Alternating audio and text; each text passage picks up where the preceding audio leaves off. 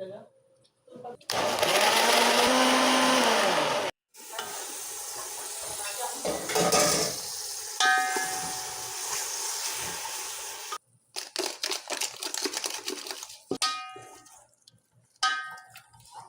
natin ang ating na blender na tomato tsaka tomato paste.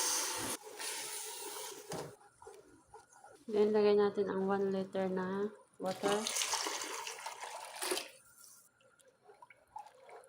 Hintayin natin kumulo.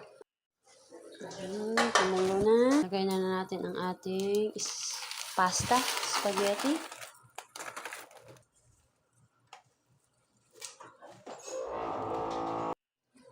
Yan, luto na ang ating macarona. Ilagay na natin siya sa sineya. Yan, ilagay natin sa sineya. Yan, set aside muna natin siya kaya gagawa tayo ng bechamel. Tayo ng bechamel. Lagay tayo olive oil, butter. Yan, tunaw na. Lagyan na natin ngayon ng white flour. Lagyan natin siya ng 3 spoon. Mix natin hanggang sa matunaw. Black pepper, salt, milk, 2 glass. And hanggang mag-sticky. Lagyan natin ng whipping cream.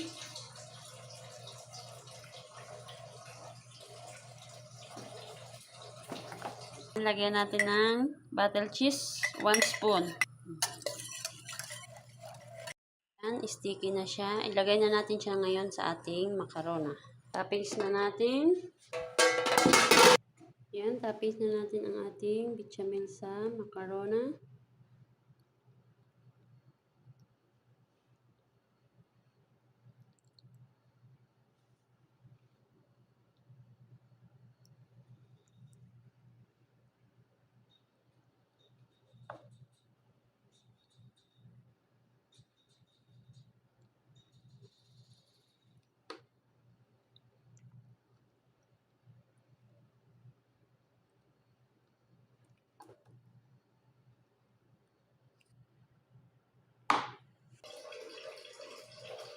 Yan, tapos na.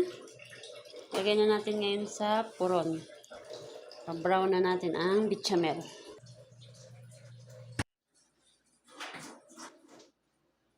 Luto na ang aking macarona bechamel.